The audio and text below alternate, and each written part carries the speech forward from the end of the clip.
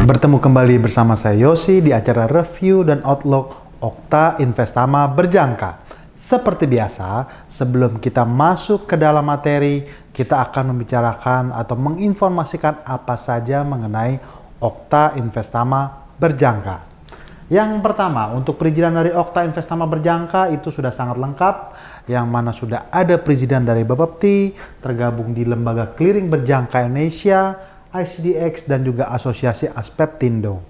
Kemudian untuk penghargaan dari Okta Investama Berjangka sendiri, itu juga sudah sempat memenangkan penghargaan The Most Excellent Broker dan The Most Transparent Broker. Untuk kelebihan trading di platformnya Okta Investama Berjangka, yang pertama kali itu adalah low spread, yang mana nih future ini paling banyak dicari oleh para rekan-rekan trader dikarenakan lebih memudahkan untuk mendapatkan peluang profit di market.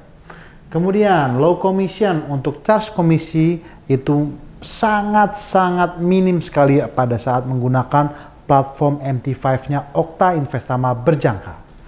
Kemudian free swap. Nah, kalau bicara free swap, ini nih yang betul-betul andalannya platform MT5 Okta Investama Berjangka. Dikarenakan apa? Traders yang menggunakan platform Okta Investama Berjangka sedari awal buka account sampai dengan seterusnya betul-betul free swap. Kemudian untuk proses withdrawal itu juga sangat cepat, yang menggunakan jam umum lokal Indonesia. Dan yang terakhir, program unggulan atau kelebihan trading di Okta Investama Berjangka adalah ada yang namanya Oktavaganza. Jadi setiap kali bertransaksi di market menimbulkan lot, dari lot tersebut nanti dapat ditukarkan menjadi poin, dan poin-poin yang terkumpul tersebut akan langsung dapat ditukarkan dengan hadiah langsung. Jadi hadiahnya itu bukan diundi. Sekali lagi kami ulangi ya, dari jumlah transaksi menjadi lot, dari lot tersebut ditukarkan menjadi poin, dan poin tersebut dapat ditukarkan hadiah langsung. Dari yang paling kecil voucher, kemudian emas 5 gram, sampai dengan yang paling tinggi itu adalah mobil listrik. Dan untuk media sosial Okta Investama Berjangka itu ada banyak. Website kita ada www.okta.co.id, ada Facebook, ada Instagram, ada YouTube channel, ada TikTok, dan juga ada Twitter. Nah, tanpa melupakan disclaimer materi ini bersifat informatif untuk referensi dan seterusnya. Oke, tanpa menunggu waktu lama-lama, kita masuk mulai ke dalam materi. Kita review dulu apa saja yang hot di pekan kemarin. Yang pertama itu adalah di hari Senin, itu ada pengumuman inflasi daripada Jerman yang mengalami kenaikan dari 0,4% menjadi 0,5%. Kemudian di hari Selasa itu ada GDP untuk Kanada yang mengalami penurunan signifikan dari 0,5% menjadi 0,2%. Tetapi secara keseluruhan untuk pergerakan sepekan kemarin, primadonanya itu terletak pada hari Kamis jam 1 pagi di dini hari waktu Indonesia Barat, yaitu ada pengumuman suku bunga daripada The Fed atau Bank Sentral Amerika Serikat. Yang mana nih memang sesuai dengan ekspektasi pasar bahwa suku bunga akhirnya dirilis tetap di level 5,25% hingga 5,5%. Tetapi yang ditunggu oleh para pelaku pasar sebetulnya adalah pernyataan dari Jerome Powell. Karena seperti biasa, setiap kali pengumuman suku bunga Bank Sentral itu biasanya diikuti oleh pernyataan dari pimpinan Bank Sentral negara tersebut. Nah, untuk kali ini itu tuh ada statement daripada Jerome Powell yang mengatakan bahwa untuk pemotongan suku bunga daripada Bank Sentral Amerika Serikat seiring dengan waktu akan melihat terlebih dahulu rilis data kalender ekonomi berjalan itu seperti apa. Yang pertama kali dimulai daripada inflasi, yang kedua itu dimulai daripada rilis ketenaga kerjaan, yang ketiga itu dari GDP. Nah, Kemudian untuk sesi hari Jumat itu juga primadona yang kedua, yaitu ada sepaket rilis data ketenagakerjaan daripada Amerika Serikat yang mana nih kita lihat sama-sama mengalami penurunan sebetulnya, karena untuk average hourly earnings itu dirilis menurun dari level 0,23% menjadi 0,2%. Kemudian non-farm sendiri untuk non-farm employment change dirilis sangat menurun dari level 315.000 menjadi 175.000. Dan untuk data unemployment rate itu juga mengalami kenaikan dari level 3,8% menjadi 3,9%. Nah, tetapi sedikit untuk ISM Service PMI itu pun juga melakukan penurunan dari level 51,4 menjadi 49,4. Nah, dapat dikatakan inilah yang akhirnya pada saat sesi Kamis dini hari itu kan ada statementnya Jerome Powell yang mengatakan melihat rilis data kalender ekonomi Amerika Serikat berjalan. Nah, dengan terbitnya ini di hari Jumat dapat dikatakan akhirnya tensi untuk pemotongan suku bunga daripada Bank Sentral Amerika Serikat lagi-lagi kembali bergema. Soalnya kalau data-data ekonomi Amerika Serikat itu terus mengalami pertumbuhan atau bagus, dapat dikatakan bahwa pemotongan suku bunga Bank Sentral Amerika Serikat bisa jadi malahan tertunda. Tetapi dengan adanya rilis data non-farm payroll yang seperti ini, tensi pemotongan suku bunga Bank Sentral Amerika Serikat di bulan September kembali bergema. Oke, kemudian untuk Wall Street melonjak pada penutupan perdagangan akhir pekan Jumat seiring dengan rilis data tenaga kerja yang membuat ekspektasi pemangkasan suku bunga Federal Reserve menjadi lebih cepat. Saham-saham Amerika Serikat melonjak pada hari Jumat karena optimisme pendapatan Apple mengangkat sahamnya. Jadi Wall Street pada saat hari Jumat di pekan kemarin itu dipengaruhi oleh daripada rilis data ketenagakerjaan yang jelek.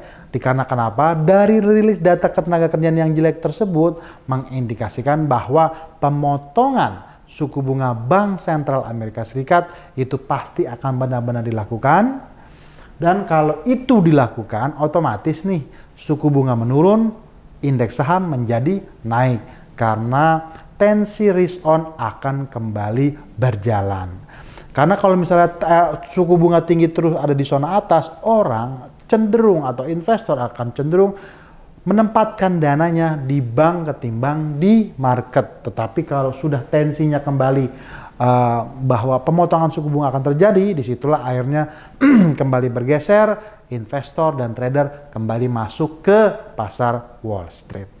Dan untuk saham Apple itu juga mengalami peningkatan yang signifikan di sesi Jumat, dikarenakan ada wacana dari CEO-nya Apple bahwa Apple akhirnya mengikuti rekan-rekannya yang di bidang teknologi. Let's say katakanlah Microsoft, katakanlah Google, Oracle, Nvidia dan lain sebagainya, bahwa Apple itu akan mengembangkan atau fokus juga kepada pengembangan AI. Itu yang pertama. Yang kedua, dari Apple sendiri itu juga nanti akan melakukan pembelian saham kembali atau buyback istilahnya, itu sebesar 110 miliar dolar.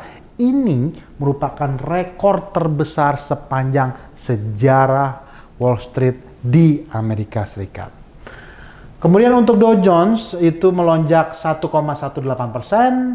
S&P 500 naik 1,26%, Nasdaq itu meningkat 1,99%. Jadi dapat dikatakan ya, untuk Wall Street pekan kemarin itu akhirnya mengalami kenaikan atau rebound, tetapi nggak bakal pernah bosan-bosan nih. Kita ingatkan kepada okta trader sekalian, kalau indeks saham itu turun, kalau Wall Street itu turun, atau apakah itu yang saham itu turun, justru jangan panik. Yang ada kita menjaga money management kita, karena secara tren jangka panjang Wall Street itu arahnya untuk naik. Nah, untuk minyak, harga minyak dunia melemah pada perdagangan akhir pekan Jumat dan berada di jalur penurunan mingguan tertajam dalam waktu 3 bulan. Harga minyak Brent untuk kontrak bulan Juli turun 71 sen atau 0,85%, sedangkan untuk WTI bulan Juni turun 84 sen atau 1,06%. Kedua harga minyak yang menjadi patokan tersebut telah mencetak kerugian mingguan karena investor dan trader minyak khawatir bahwa suku bunga yang lebih tinggi untuk jangka waktu yang lebih lama akan menghambat pertumbuhan ekonomi di Amerika Serikat dan secara global. Konsumen minyak terbesar di Amerika dunia serta belahan dunia lainnya. Jika dihitung secara mingguan, harga minyak Brent berada di jalur penurunan 7%, sedangkan WTI di jalur penurunan sebesar 6,5%. Nah, untuk minyak, jangan pernah bosan-bosan bahwa kita harus tahu pergerakan minyak itu range-nya dulu. Secara jangka panjang, minyak berada di range $90 hingga $60.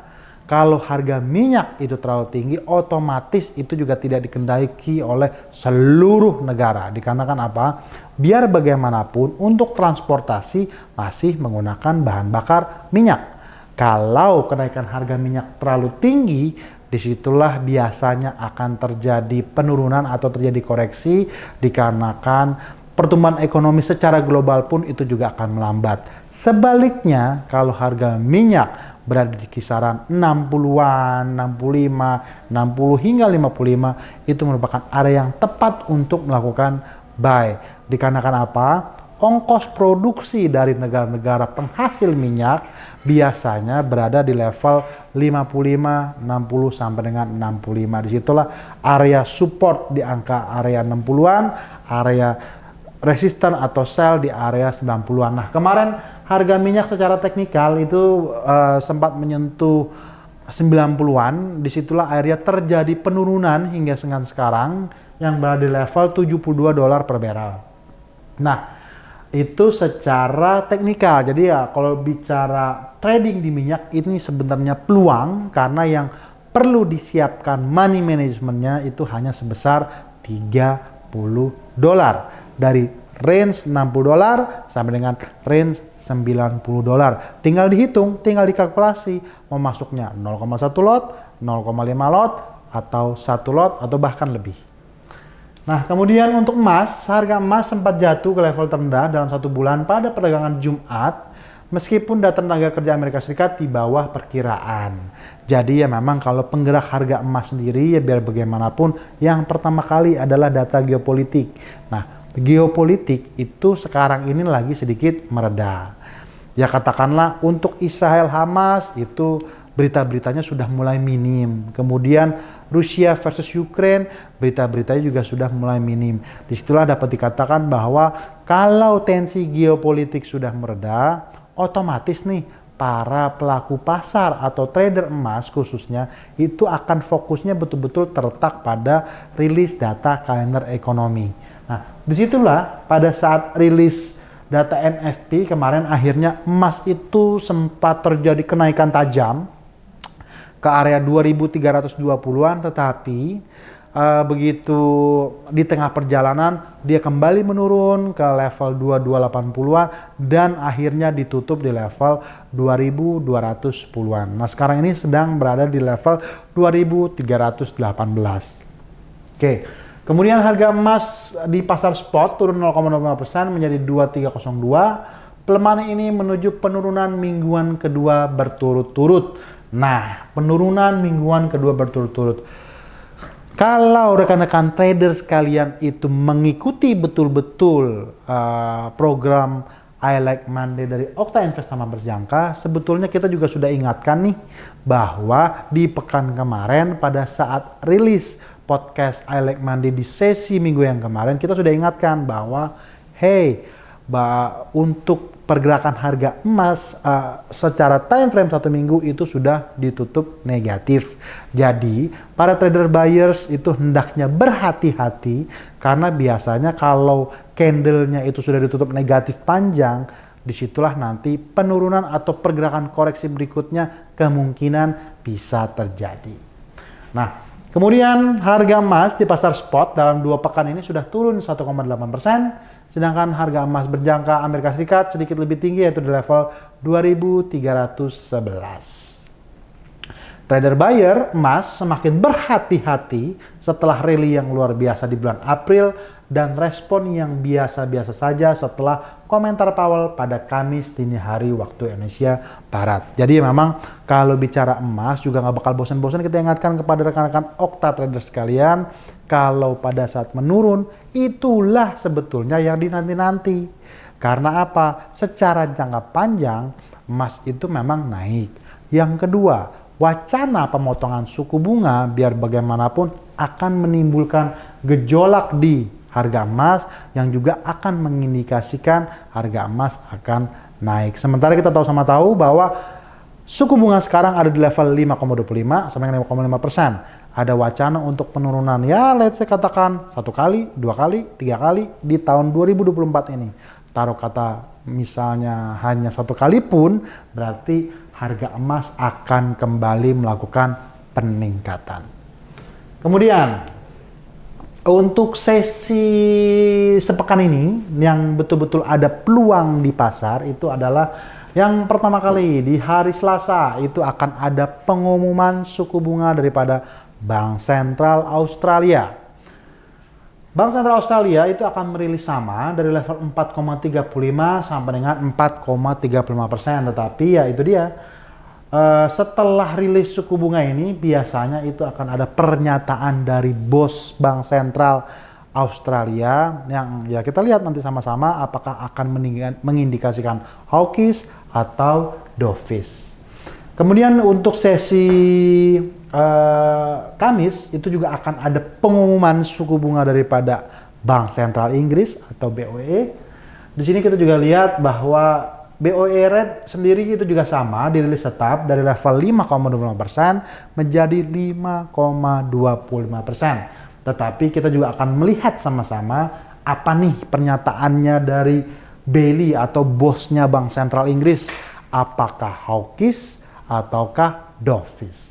Kemudian di sesi hari Jumat itu nanti akan ada GDP daripada Inggris, kemudian sepaket tenaga kerjaan daripada Kanada yaitu employment change dari minus 2,2 menjadi 20,9.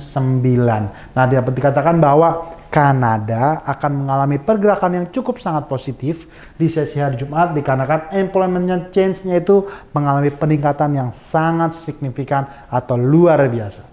Kemudian untuk unemployment rate itu dirilis juga meningkat dari 6,1% menjadi 6,2%. Dapat dikatakan ini menjadi mix ya, karena unemployment rate-nya sendiri itu mengalami peningkatan sebesar 0,1%. Kemudian untuk sesi terakhir itu ada prelim UM consumer sentiment yang mengalami penurunan atau jelek jaga buat greenback yang dari level 77,2 menjadi 76,3. Nah, tanpa menunggu waktu lama, sekarang kita masuk ke dalam sesi teknikal atau inilah sebetulnya bocoran yang paling banyak dicari oleh rekan-rekan trader sekalian yang setia mengikuti acaranya podcast I Like Monday.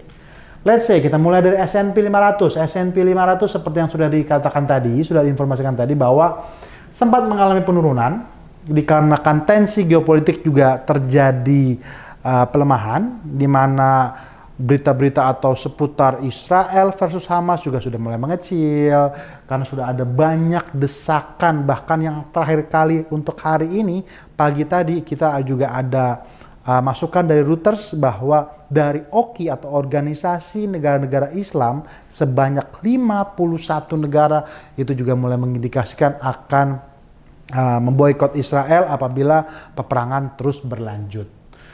Nah, untuk S&P 500 sendiri itu terjadi penurunan, tetapi sekarang ini sudah mulai beranjak naik, di mana kenaikannya saat ini sudah berada di level 50%, yaitu 51,47. Tetapi kalau pergerakan naik selanjutnya atau rebound naik selanjutnya itu akan menuju ke level 5191 atau 61,8%, kemudian 5245 sampai dengan 5289.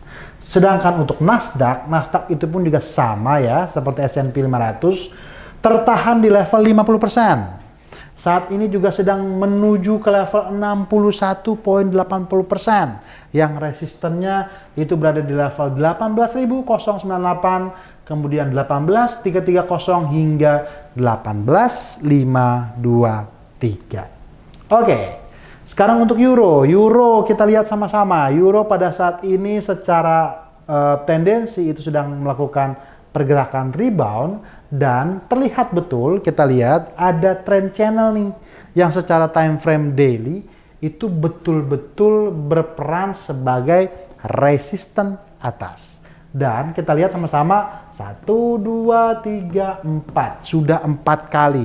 Dan apabila trend channel atas ini melakukan breakout, dapat dikatakan bahwa euro akan terus melanjutkan pergerakan reboundnya ke level 1.0817, 1.0851 atau 1.088. Tetapi rekan-rekan trader sekalian, kalau tidak berhasil true breakout di area trend channel yang menjadi resisten atas ini, dapat dikatakan bahwa euro terhadap US akan mulai terjadi pergerakan koreksi.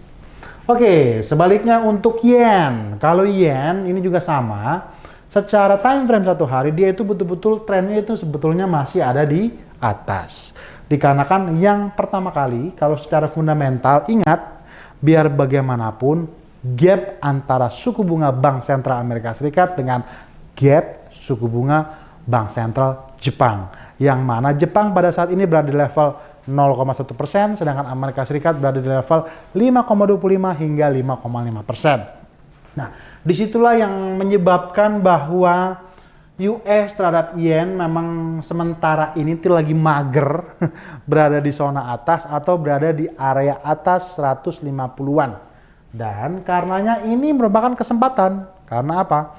Untuk bicaranya membeli USD terhadap yen masih terbuka peluang lebar. Asalkan jangan sampai tembus 15188 atau bahkan 15080 sementara ini.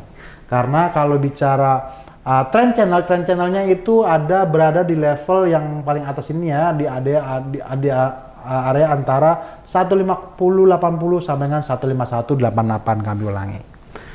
Oke, kemudian untuk minyak. Nah, minyak sama.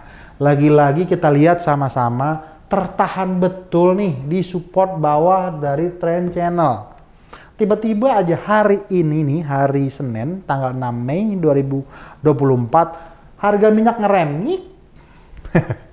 Berada betul di area support 77.91 atau Fibonacci 50%. Dapat dikatakan bahwa apabila harga minyak menembus lagi jauh ke bawah, dengan target berikutnya di Fibonacci 61,8% berada di area 76.37, 74.47, 72.89 hingga 71.39.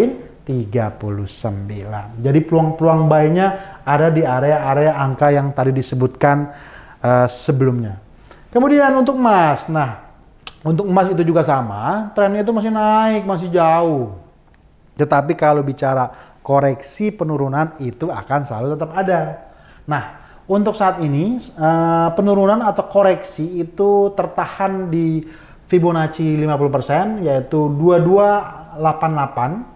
Seperti yang kita sampaikan sebenarnya bocoran di pekan kemarin, kita udah kasih bocoran bahwa emas saat ini terperangkap di level range area 2280, 2320, dan betul saja selama sepekan itu akhirnya harga emas berkisar di antara 2280 sampai dengan 2320-an. Nah, untuk saat ini level 2288 itu merupakan area strong support, kemudian lanjutannya di 2275, 2255, 2213, 2178 untuk menjadi level-level untuk melakukan buy pada market emas. Tetapi kalau misalnya dia itu ternyata true breakout area 2350, dapat dikatakan bahwa emas kembali ke zona atas. Tetapi memang sih kita mengharapkan harga emas jatuh dulu ya. Jadi kita betul-betul mendapatkan harga yang lebih diskon, lebih murah. Oke. Oh, sudah habis. Jadi nggak bakal bosan-bosan kita sampaikan kepada rekan-rekan Okta trader sekalian, pada saat berada di market selalu rencanakanlah tradingan Anda dan tradinglah di market sesuai dengan apa yang sudah Anda rencanakan di market. Bersama Okta Investama Berjangka, bertemu kembali bersama saya Yosi di pekan depan. Bye-bye.